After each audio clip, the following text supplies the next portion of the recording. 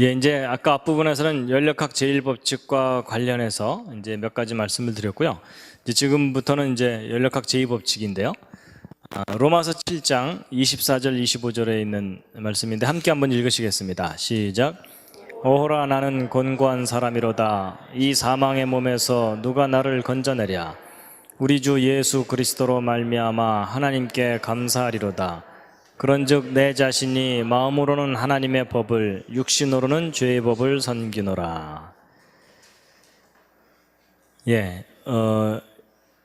연력학 제1법칙이 이제 에너지의 보존에 관한 법칙인데, 이제 연력학 제2법칙은 에너지의 그 질적인 변질에 관한 법칙입니다.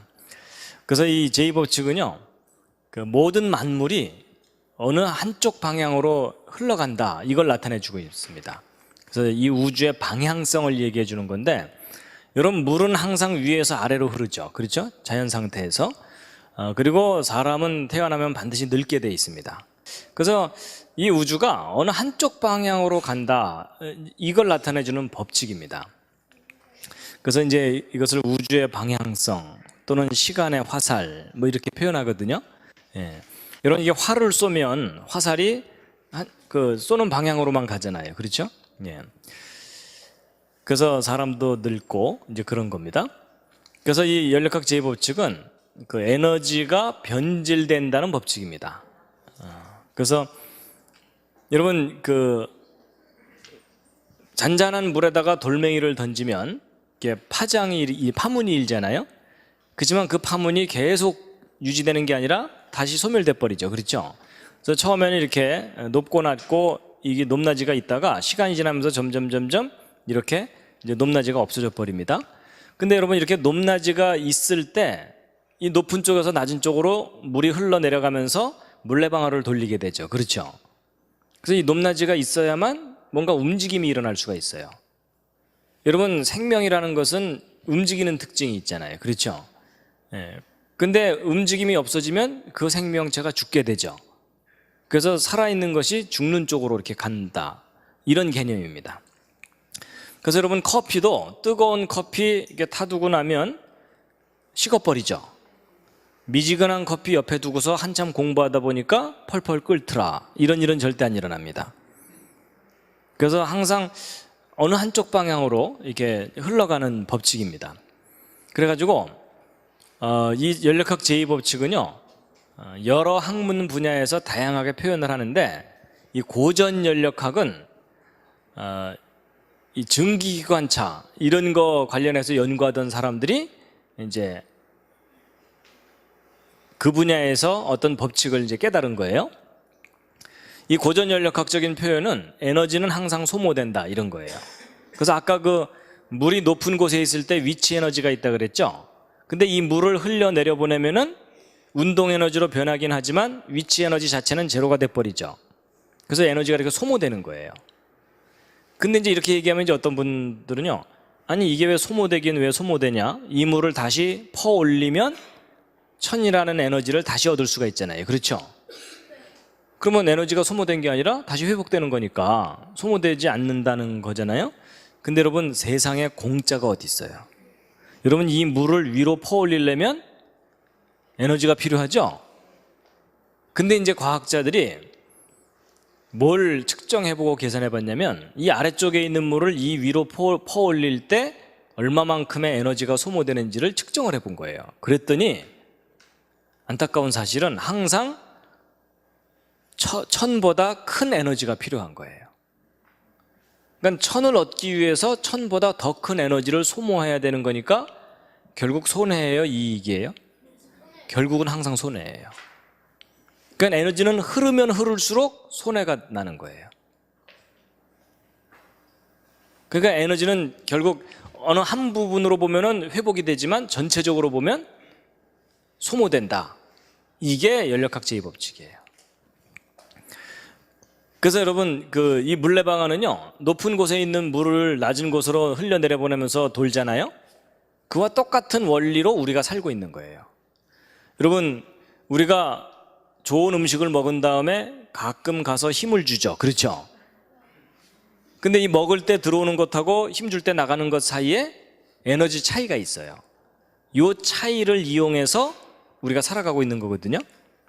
그래서 우리 인생이 물레방아하고 원리가 똑같아요.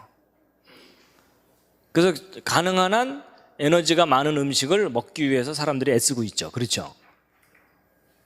그런 겁니다. 그리고 이제 이런 것도 있어요. 여러분, 요즘 자전거들은 뭐 건전지로 이 불을 밝히지만 옛날에는 이제 건전지가 귀하니까 요 발전기 다른 자전거 기억나십니까? 그렇죠? 옛날 자전거들. 그래서 이제 저녁에 어두워지면은 요 발전기 머리 부분을 바퀴에다가 딱 붙이면 이 바퀴가 돌아가면서 발전기 머리가 돌아가면서 이제 전기가 얻어져요. 그래서 그걸 가지고서 이제 불을 켜는데 천천히 가면 불이 흐리고 빨리 달리면 밝아지고 뭐 이런 거 기억나실 거예요, 어른들. 근데 이제 이 맹구가 이걸 가만히 보다가 기가 막힌 아이디어를 생각해낸 거예요. 뭐냐면 이 발전기에서 나오는 전기로 불을 켤 게 아니라 이 전기를 뒤로 끌어다가 뒤에 모터를 돌리면 뒷바퀴 돌아가겠죠. 뒷바퀴 돌아가면 앞바퀴도 돌아가죠. 앞바퀴 돌아가면 전기가 다시 얻어지죠. 그럼 이 전기로 다시 뒷바퀴를 돌리면 되겠죠. 그럼 이게 무슨 말이냐면 한 번 페달만 싹 밟아주면 그 다음은 이제 자동으로 계속 자전거가 가겠죠.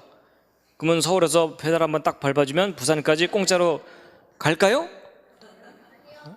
절대로 그럴 수 없죠. 그게 왜 그러냐면 여기서 페달을 한 바퀴 돌려주면 그 돌린 만큼 전기가 생기질 않아요. 효율이 아주 적어요. 뭐 10% 20%밖에 전기가 안 생겨요. 그리고 이 모터를 또 그나마 100% 못 돌리고, 그러니까 한 바퀴 이렇게 돌아오면 처음에 가했던 에너지가 중간에 다 새버려요. 그러니까 또 페달을 또 밟아야 되는 거예요. 그래서 이 에너지는 사용하면 사용할수록 자꾸 흩어지고 소모된다. 이게 법칙이에요. 그래서 우리가 계속 페달을 밟고 살아야 돼요. 그래서 이제 에너지도 그렇지만 어떤 차 같은 것도요, 새 차를 사고 나서 한참 타다 보면은 고물차가 돼버리죠. 여러분, 고물차를 사서 끌고 다니다 보니까는 점점점 새 차가 되더라. 이런 일은 절대로 안 일어납니다. 맞죠? 예, 바로 그거예요. 그래서 이제 여러분, 집도 처음에 담을 이렇게 쌓으면은 시간이 지나면 무너지잖아요. 벽돌을 아무렇게나 놔뒀는데 저절로 자기가 담이 되더라. 이런 일은 절대 안 일어납니다. 그래갖고 질서가 무질서해지는 쪽으로 가지 무질서가 저절로 질서가 되지는 않는다는 겁니다. 그래서 뭐 화산이 폭발해갖고 돌멩이들이 튀어나와서 저절로 집이 쫙 이렇게 생기는 일은 절대 안 일어나는 이유가 뭐냐면 기존의 질서가 무너지는 쪽으로 가지 무질서가 질서 쪽으로는 안 온다는 거예요. 근데 여러분 이게 인간관계도 마찬가지예요. 사람들 사이에 서로 아무 신경 안 쓰고 그냥 무심코 살다 보면 서로에게 상처를 주게 돼 있어요. 맞죠? 그래서 누군가가 긴장을 하고 서로의 사이를 좋게 하기 위해서 애를 써야만 화합을 할 수 있게 돼 있습니다. 그래서 이제 그 연력학 제2법칙의 또 다른 표현이 이 통계 연력학인데요. 질서는 시간이 지나면서 무질서 쪽으로 간다, 이거예요. 그래서 그걸 나타내는 그 유명한 용어가 엔트로피입니다. 엔트로피는 무질서한 정도, 이렇게 생각하시면 쉬워요. 엔트로피입니다. 제가 실컷 가르쳐드리면 어떤 분들은 엔돌핀 뭐 이러면서. 그래서 그러면 여러분 시간이 지날수록 엔트로피가 늘어날까요, 줄어들까요? 예, 시간이 지나갈수록 엔트로피가 커집니다. 그러니까 무질서가 증가한다는 거예요. 그래서 여러분 지금 이렇게 의자가 처음에는 반드시 있었지만 사람들이 와서 지내다가 나가면 이 의자가 흐트러지죠. 그게 자연현상이에요. 그러니까 아무렇게나 놔뒀는데 사람들이 들어와서 무심코 일하다가 나가면은 저절로 반듯해지더라. 이런 일은 절대로 안 일어납니다. 밥 먹고 나면 항상 설거지 해야 되죠. 그렇죠? 그냥 안 하고 그냥 쌓아놓으면 저절로 설거지가 되면 얼마나 좋겠어요. 그런 일 안 일어납니다. 그리고 한 달 동안 머리를 안 감았는데 늘 감은 듯한 머리더라. 이런 일도 절대로 안 일어납니다. 우리가 끊임없이 빨래를 해야 되고 끊임없이 청소해야 되는 이유가 뭐냐면 그냥 이렇게 자연스럽게 지내다 보면은 무질서가 자꾸 늘어나는 게 법칙이에요. 그러니까 사실은 이 연력학 법칙이요, 여러분이 평소에 경험하는 것을 이제 법칙으로 정리해 놓은 것일 뿐이에요. 그 공부하는 것도 마찬가지예요. 여러분, 우리가 이 공부를 한다는 것은 이 지식의 질서를 이렇게 형성하는 일이거든요. 근데 어느 정도 이렇게 지식을 공부를 해서 지식을 쌓고 나면 시간 지나면은 자꾸 까먹고 흐트러지죠. 그렇죠? 이렇게 들을 때는 다 이해가 되는데 나갈 때는 다 까먹으시잖아요. 그렇죠? 하여튼 그런 거예요. 그래서 이제 이 무질서, 질서에 관해서 한 가지 예를 들면은요, 여러분 이게 이제 금으로 만든 것들이잖아요. 여러분 성경에서는 금을 아주 중요하게 여겨요. 특히 정금이라 그래서 순수한 금을 아주 귀하게 가치 있게 여기는데, 여러분 보통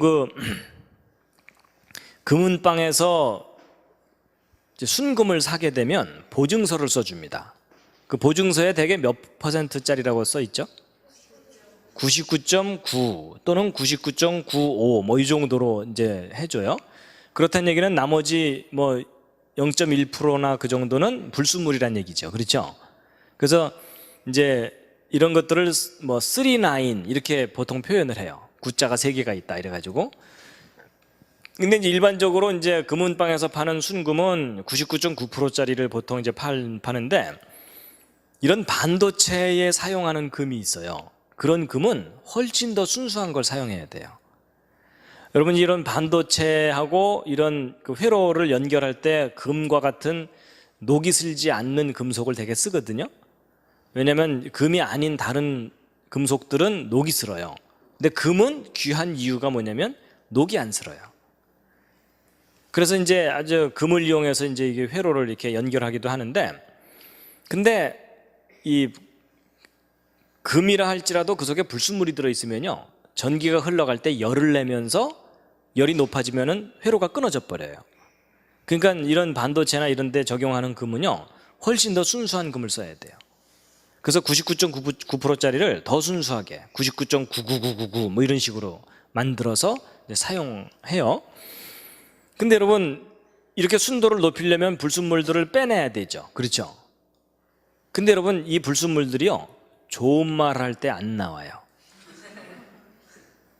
그래서 저 불순물들을 빼내야 되는데, 저 뭐 핀셋으로 빼낼 수도 없고 너무 조그마니까. 그래서 이제 이걸 어떻게 빼내냐면요, 여러분이 금을 순수하게 만드는 방법이 있어요. 가장 기본적인 방법이 뭐냐면 뜨겁게 가열한 다음에 때리면 돼요. 그러면 순수해져요. 이게 왜 그러냐면요, 여러분 이제 이 금속을 가열을 하면 녹이 더 잘 슬어요. 근데 금은 가열을 해도 녹이 안 슬거든요. 그럼 이제 뜨겁게 가열을 하면은 이 금 속에 들어있는 불순물들이 녹이 슬게 되는데, 녹이 쓴다는 얘기는 산소하고 결합해서 산화물이 된다는 뜻이에요. 근데 보통 여러분 쇠붙이 같은 것이 녹슨 것을 이렇게 보시게 되면 부슬부슬 부스러져 나오죠. 그래서 대개 이게 녹이 슬면 딱딱해져요. 그러면 이제 뜨겁게 가열하면은 불순물들만 녹이 슬어서 딱딱하게 비스켓처럼 되거든요. 그럼 그걸 두들기면 어떻게 되겠어요? 금은 연하니까 안 떨어져 나오는데 딱딱한 것들은 떨어져 나가죠. 그렇죠? 그러면서 불순물이 빠져나가면서 순수해지는 거예요. 잘 보세요. 여러분이 99.9%짜리를 99.99999 이렇게 순수하게 만들려면 가열해야 되죠. 때려야 되죠. 사실은 그게 다 돈이잖아요. 그렇죠? 그러니까 여러분, 이 99.9%짜리 순금은 예를 들어 한 돈에 10만 원 정도 한다. 그러면은 99.9999 이런 더 순수한 금은 한 돈에 몇십만 원씩이에요. 그러니까 순수할수록 훨씬 가치가 있어지고 비싸져요. 근데 보세요. 그럼 100%짜리 순수한 금을 만들 수 있느냐? 불가능해요. 왜냐하면 여러분 100%짜리 순수한 금이라는 얘기는 99.99999가 무한대로 이어져야 되는 거죠. 그렇죠? 근데 여러분 이 순도를 하나 둘씩 높일 때마다 에너지가 점점점 들거든요. 그러면 값이 점점점 올라가죠. 결국 무슨 얘기냐면 이 주먹 덩어리만한 금 덩어리 하나를 100% 순수하게 만들려면 이 우주에 있는 모든 에너지를 쏟아부어도 불가능하다 그 말이에요. 그러니까 사실은 이 물질 세계든지 뭐든지 자체적으로 순수해지는 것은 불가능한 일이에요. 그래서 이제 바로 이게 엔트로피 곡선인데요. 여러분 순수한 금에다가 불순물이 들어가면 들어갈수록 무질서가 늘어나거든요. 무질서가 늘어난다는 얘기는 그러니까 순수함을 잃어버린다는 뜻이에요. 이걸 좀 거꾸로 표현하면 이런 거예요. 여러분 100% 순수한 상태는 완전한 상태죠. 그렇죠? 근데 이 완전한 상태에서 불순물이 들어가면 타락한다는 뜻이에요. 근데 보세요. 어느 정도 불순물이 들어간 상태에서 이 불순물을 약간 빼내는 것은 비교적 쉬워요. 거슬러 올라가는 건데, 근데 점점 순수하게 만들수록 더 순수해지는 거가 어려워져요. 그러니까 보통 사람들이 이제 이러는 거예요. 이제 엉망으로 살다가 약간 마음을 잡고서 비교적 약간 착해지고 나면요, 사람들이 교만해집니다. 자기보다 이제 못한 사람들한테 야, 나 정도는 살아야지 이러는 거예요. 근데 이제 그 사람이 더 도를 닦아가지고서 정말 순수해지려고 노력하면 노력할수록 진짜로 순수해진다는 것이 불가능하다는 걸 깨닫게 돼요. 그래서 여러분 아까 우리가 읽은 성경 말씀 중에 오호라 나는 곤고한 사람이로다, 이게 사도 바울의 고백이잖아요. 그렇죠? 이 사망의 몸에서 누가 나를 건져내랴. 만약에 그 구절을 아무것도 모르는 사람이 딱 보면요, 야, 이 사도 바울이 참 험하게 살았구나 이런 생각이 들어요. 그렇죠?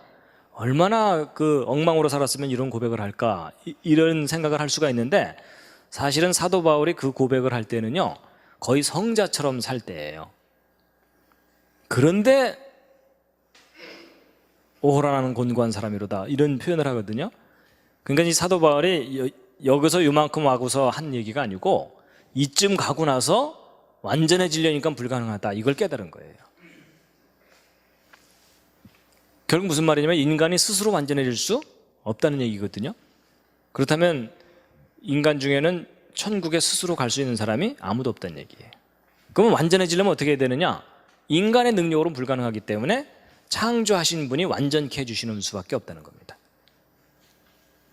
그래서 여러분 이 물질 세계 속에서의 원리하고 우리 정신 세계 또는 영적인 세계의 원리가 너무나 원리가 같아요. 그러니까 혼자 힘으로 천국 가는 건 빨리 포기하시기 바랍니다. 하나님께서 일방적으로 그냥 우리의 죄를 해결해 주시고 데리고 가시는 거예요. 마음 편하시죠? 그렇죠? 여러분 이게 복음이에요. 애써야 천국 간다 그러면요 아무도 갈 사람이 없어요. 이해가 되시죠? 그러니까 우리 끝나고 한잔 할까요?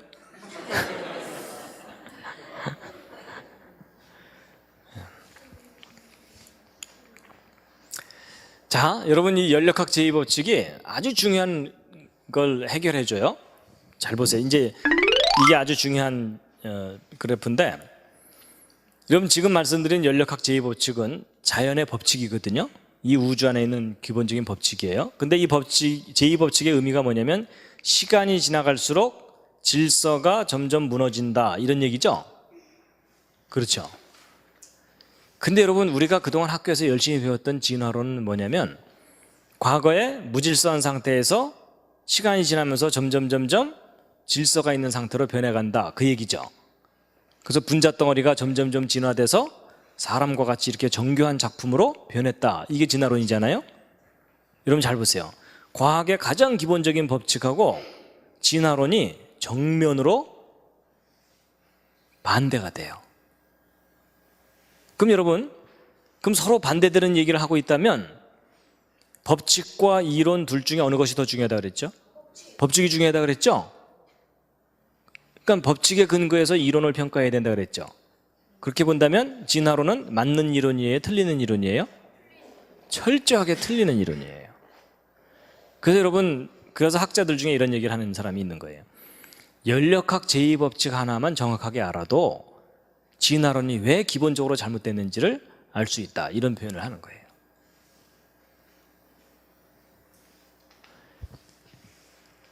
근데 이제 보세요. 지금 현재 이 우주의 질서가 점점점 붕괴되는 쪽으로 가고 있다면 이걸 시간을 거꾸로 거슬러 올라가면 과거에는 어떤 상태가 있었다는 거죠? 완전한 질서의 상태가 있었다는 거예요. 그렇죠? 그리고 이제 미래로 가면 갈수록 어떤 상태가 된다는 거예요? 완전한 무질서죠? 완전한 무질서란 얘기는 죽음의 상태라는 거예요. 그래서 이 우주는 완전한 상태에서 불완전한 상태로 무너져 내려가고 있는 거예요. 근데 여러분 성경을 보면은 맨 처음에 하나님께서 보시기에 심히 좋았더라 하는 완전한 상태가 있었다 그러죠. 그리고 거기서부터 타락해가지고 지금 망해가는 쪽으로 가고 있다는 것이 성경이 우리에게 가르쳐 주는 거잖아요. 맞죠? 근데 성경에서 우리에게 가르쳐 주는 것하고 과학의 법칙이 일치해요. 그러니까 여러분 이 과학의 가장 근본적인 법칙이 성경의 진리라는 것을 강력하게 뒷받침해 주고 있는 겁니다. 그래서 히브리서 1장 10절부터 12절까지 함께 한번 읽으시겠습니다. 시작. 또 주여 태초에 주께서 땅에 기초를 두셨으며 하늘도 주의 손으로 지으신 바라. 그것들은 멸망할 것이나 오직 주는 영존할 것이요 그것들은 다 옷과 같이 낡아지리니 의복처럼 갈아입을 것이요 그것들이 옷과 같이 변할 것이나 주는 여전하여 연대가 다함이 없으리라 하였으나.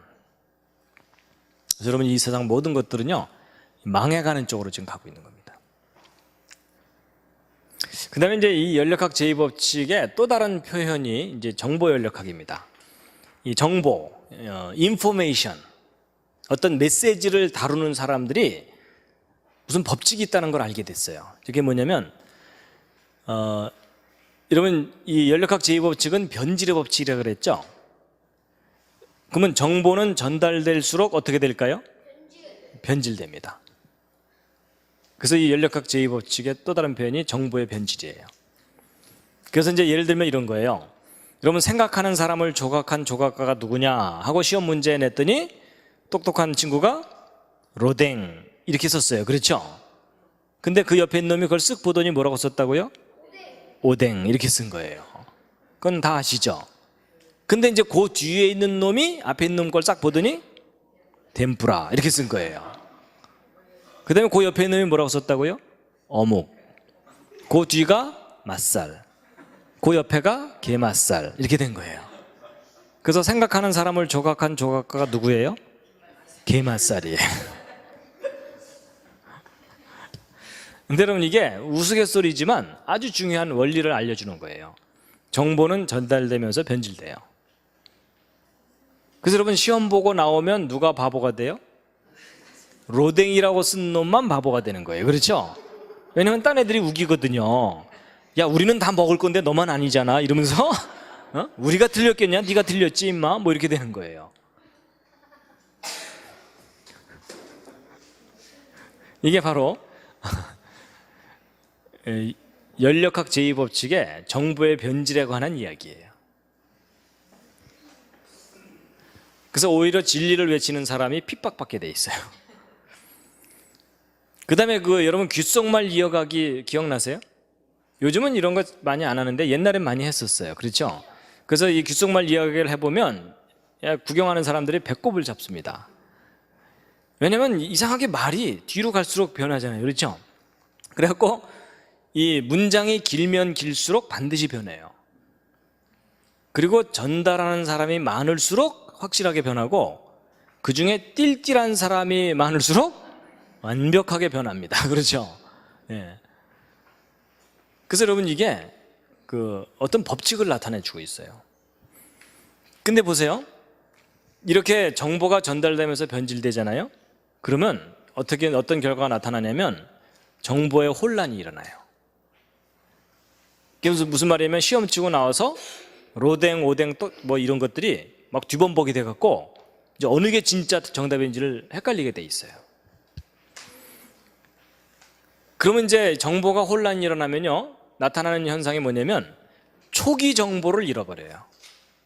그러니까 로댕을 잃어버리는 거예요. 그래서 여러분 보세요. 지금 현재 이 세상에 살고 있는 사람들이 성경 창세기에 나오는 천지창조 에덴 동산 이야기 잘 안 믿죠. 그렇죠? 근데 여러분 그거를 이상하다고 생각하지 마세요. 왜냐하면 이 초기 정보가 시간이 지나면은 변질되면서 소멸되게 돼 있어요.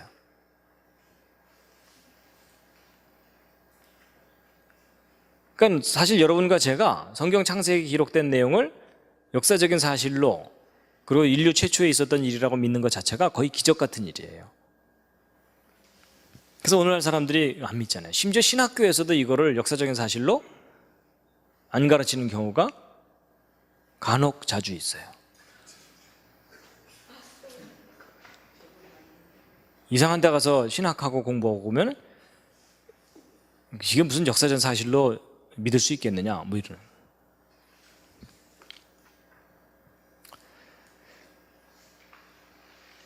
그 다음에 이런 정보가 변질되면서 뭐가 일어나냐면요, 개념의 혼란이 증가해요. 여러분, 우리가 볼펜이라는 것에 대해서 서로 이해가 달라서 싸우는 일은 거의 없어요. 그렇죠?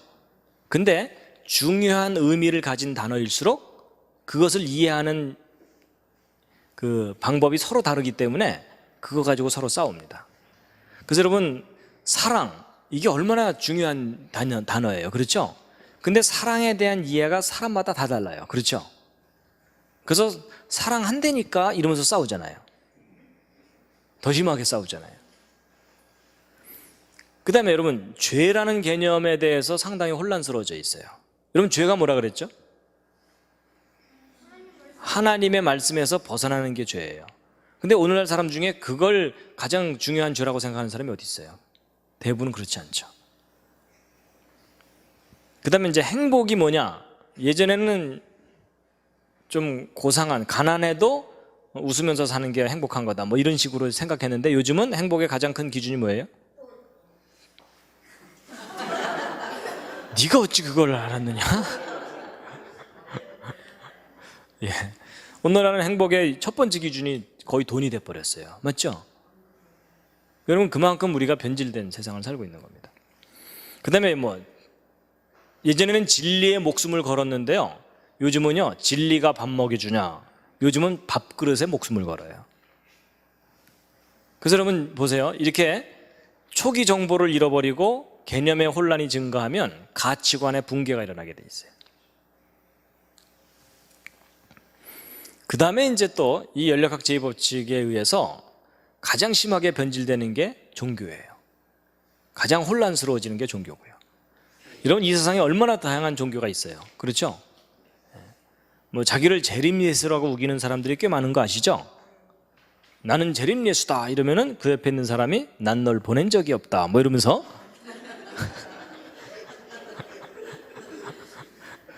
둘 다 묶어놔야 되죠? 그래서 여러분, 이 세상에 그렇게 사이비 종교가 많고 이런 것도요, 그걸 이상하다고 여기지 마시고요, 이거 당연하다고 생각하셔야 돼요. 그리고 항상 가짜가 진짜를 몰아내게 돼 있어요. 짝퉁이 정품을 몰아내게 돼 있고. 그래서 정품을 지키는 일이 그렇게 어려워요. 그래서 근데 여러분, 이제 이 모든 것들이 다 변질되지만 변하지 않는 게 있어요. 변하지 않는 게 있습니다. 정말 영원한 게 있습니다. 이사야서 40장에 있는 말씀 8절인데 함께 읽으시겠습니다. 시작. 풀은 마르고 꽃은 시드나 우리 하나님의 말씀은 영영이 서리라 하라. 그래서 이제 한 가지 좀 이제 말씀드릴 게 뭐가 있냐면요, 이제 이 성경에 관한 건데요. 여러분, 아까 그 정보연력학 법칙에 의하면 정보는 전달되면서 변질된다 그랬죠.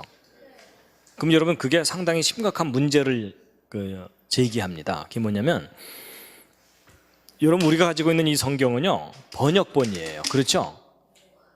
그러면 이제 원어로 쓰여 있는, 히브리어로 쓰여 있는 이 원본도 사실은 진짜 원본은 다 소멸됐어요. 우리는 사본만 갖고 있어요. 필사본만. 근데 여러분, 필사본이라는 것은 이게 직접 글로 써서 옮겨 적은 거거든요. 근데 여러분, 이렇게 뭔가를 옮겨 적어봐서 아시지만 옮겨 적을 때마다 틀리죠. 짧은 거라면 그래도 비교적 안 틀리는데 문장이 길수록, 복잡할수록 반드시 틀리게 돼 있어요. 그럼 이제 어떤 심각한 문제가 생기냐면, 정말 우리가 가지고 있는 이 필사본이 원본과 똑같겠느냐, 이런 거예요. 여러분, 점 하나만 잘못돼도 의미가 전혀 달라지는 게 문장이잖아요. 그렇죠? 그래서 예를 들어 성경 원본에 예수를 믿어야만 구원을 얻는다, 우리는 그렇게 알고 있잖아요.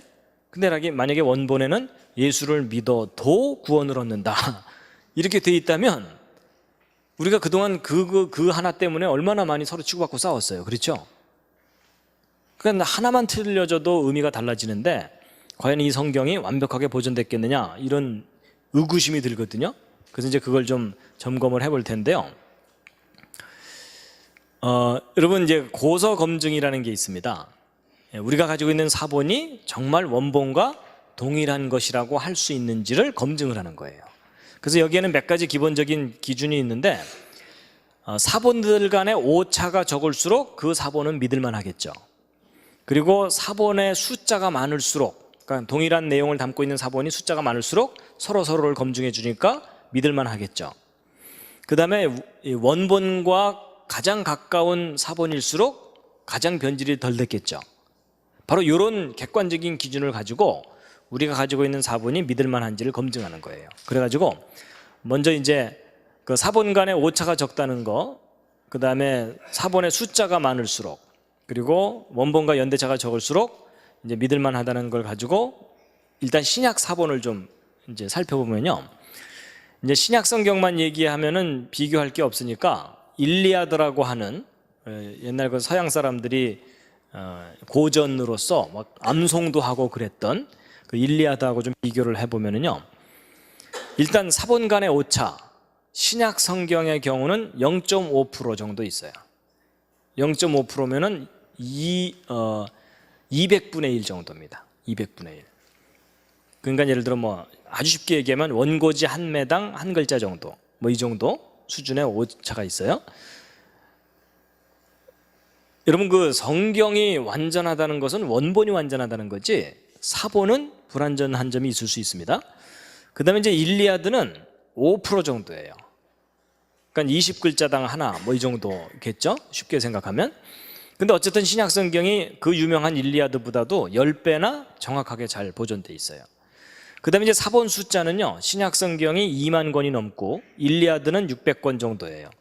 그러니까 사본 숫자만 보더라도 신약 성경이 40배나 더 많아요. 그러니까 풍부하게 많기 때문에 서로가 검증이 되니까 더 믿을만 하겠죠. 그 다음에 이제 연대 차이.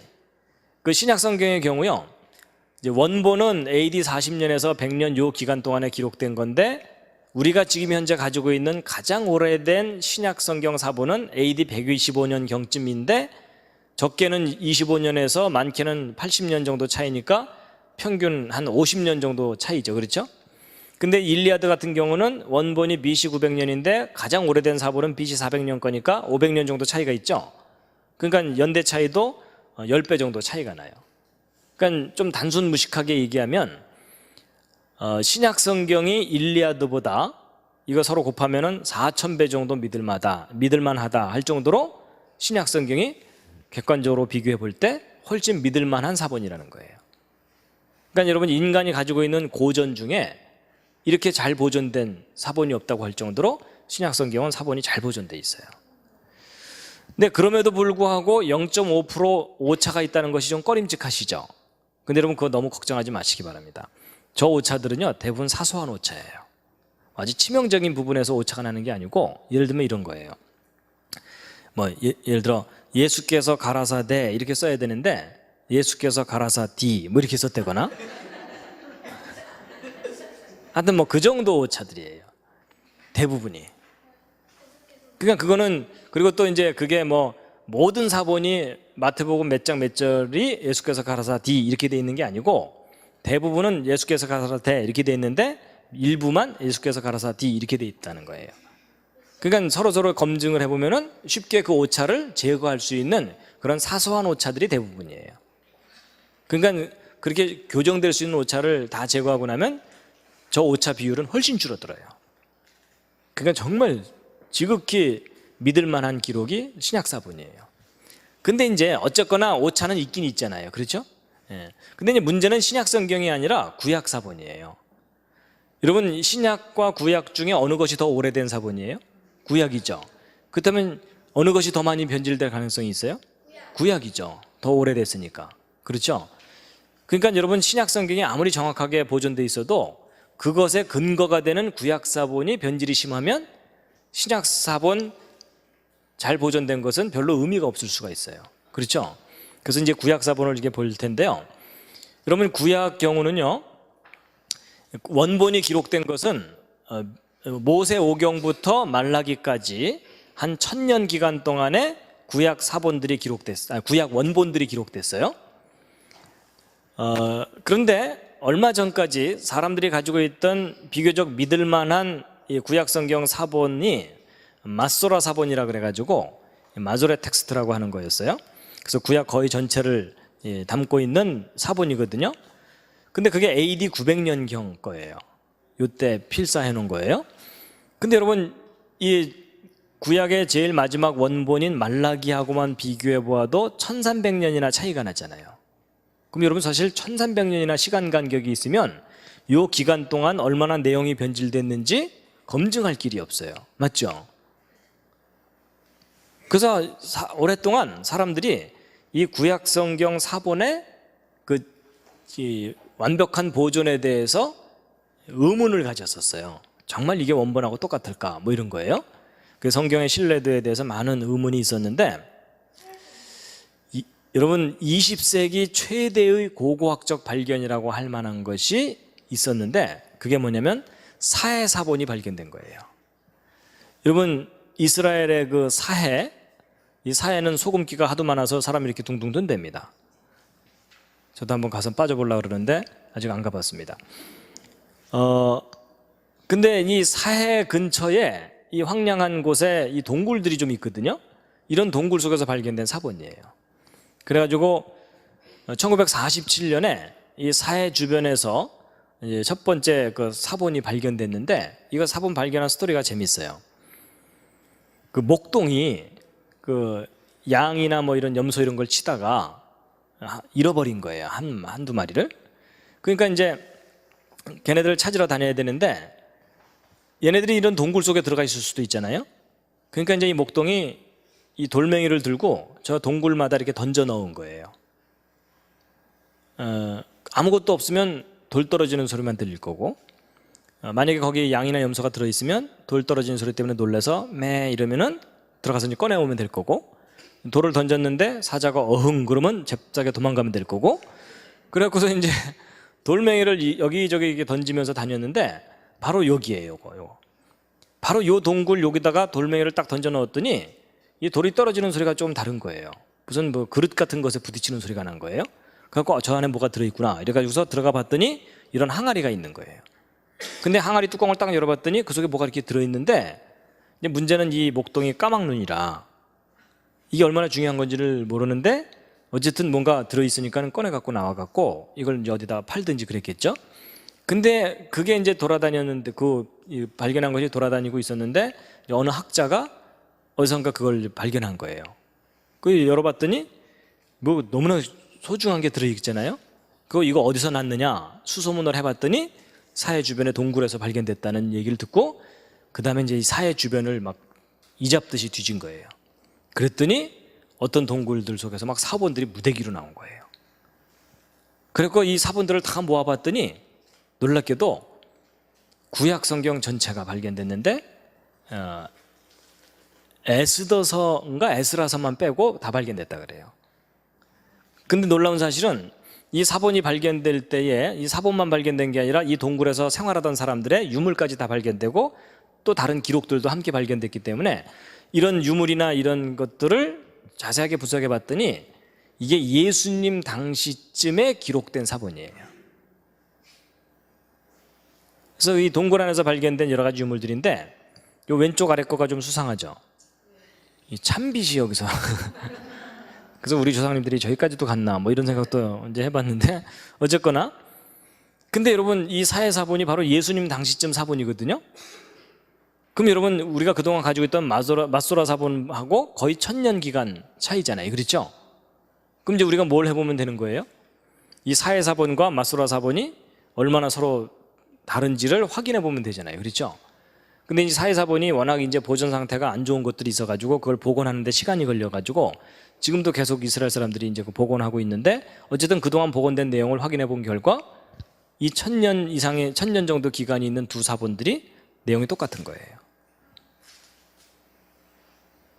그러니까 이 성경이 너무나 완벽하게 보존되어 있는 걸 확인하는 거예요. 그래서 이 사회사본 연구하는 사람들이 깜짝 놀라는 거예요. 어떻게 그렇게 오랜 기간 동안 지났는데 내용이 똑같냐 이거죠. 그래서 여러분, 이게 무슨 말이냐면, 여러분 예를 들어 이런 창세기에 기록된 이 내용 있죠? 창세기 1장의 저 내용은 모세가 처음 기록했을 때 그 내용이나 이사야 선지자가 창세기 공부할 때 읽었던 내용이나 예수님이 성전에서 읽었던 창세기나 우리가 지금 보고 있는 창세기나 한 글자도 틀리지 않는 똑같은 기록이라는 얘기예요. 그래서 여러분, 이 사회사본의 발견이 성경의 그 완벽한 보존에 대해서 너무나 강력한 증거를 제시해주고 있기 때문에 이스라엘 사람들한테는 이 사회사본이 국보예요. 그래갖고 이 사회사본 발견하고 난 다음에 이거를 전시하고 연구하는 이 박물관을 만들었거든요. 그 박물관의 지붕 모양이 이렇게 돼 있어요. 이게 무슨 모양이냐면 사회사본 항아리 뚜껑 모양이에요. 여러분, 우리도 그 예술의 전당 거기에 그 지붕 모양이 옛날 양반들 갓 모양이죠. 이제 그렇게 해놓은 것처럼 저렇게 특징 있게 저렇게 해놓은 거예요. 그래서 여러분, 이 구약 성경 사본이 그렇게 완벽하게 보존되어 있다는 것은요, 정말 누군가 특별하게 그 말씀을 보존하려는 노력을 하지 않는 이상은 그렇게 완벽하게 보존될 수가 없거든요. 그래서 여러분, 성경 일단 내용의 진실성은 두 번째 문제고, 우리가 가진 그 고전의 그 기록들 중에 가장 완벽하게 보존된 기록이 이 구약 성경 기록입니다. 하여튼 좀 믿어주시면 감사하겠습니다. 그래서 이제 지난번에 제가 창세기 1장 1절에 대해서 강의를 했었죠. 그렇죠? 그것하고 이것하고 이제 서로 통하는 거예요. 그 완벽하게 보존도 됐지만 그 내용도 완전한 내용이고. 근데 이제 이렇게 구약 성경의 기록들이 한 글자도 틀리지 않으면서 완벽하게 보존될 수 있는 이유 중에 하나가 이 수학적인 특징이 있어서 그 숫자를 검증해 보면 제대로 베꼈는지 안 베꼈는지를 확인해 볼 수가 있거든요. 그런 것들이 모두 복합적으로 작용해 갖고 성경이 완벽하게 보존된 겁니다. 그러니까 사실 정보 연력학적인 관점으로 볼 때 구약 성경이 완벽하게 보존된 건 거의 기적 같은 일이에요.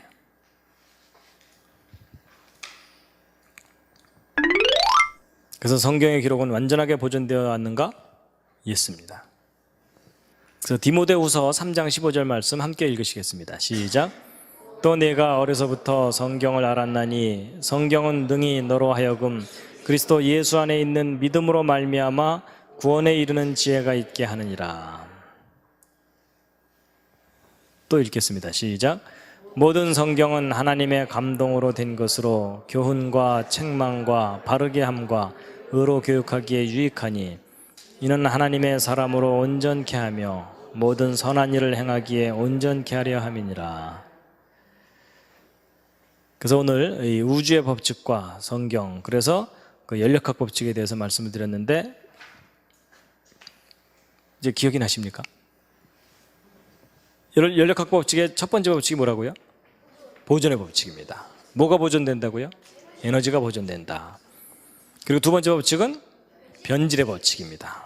그래서 이 두 번째 법칙인 변질의 법칙을 다양하게 표현하는데 고전 연력학에서는 에너지는 자꾸 소모된다. 그 다음에 이 통계 연력학에서는 질서가 무질서해지는 쪽으로 간다. 그리고 정보 연력학에서는 정보는 시간이 지나면서 변질된다. 그래서 여러분, 이 우주가 지금 망해가는 쪽으로 가고 있다는 거예요.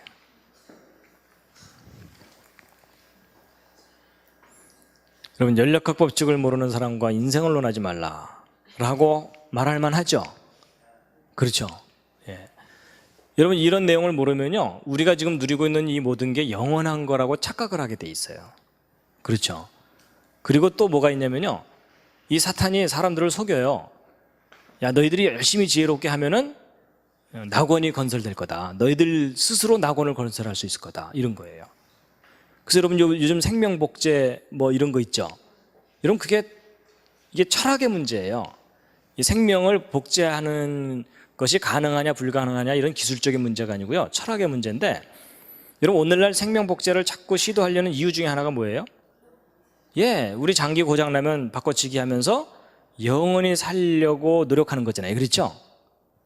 지금은 수명을 연장하는 정도지만 기술이 더 발달하면 우리 인간의 힘으로 계속 영원히 살아갈 수도 있을 거다라면서 지금 가고 있잖아요. 그렇죠? 여러분 그거에 속으면 안 돼요. 여러분 인간은 절대로 창조자가 아니기 때문에 인간의 힘으로는 영원히 못 살아요. 근데 누군가가 자꾸 속삭이는 거예요. 너희들이 노력하면 영원히 살 수 있을 거야. 하나님 의지하지 마. 너희들끼리 잘해봐. 뭐 이런 거거든요. 여러분 절대 안 됩니다.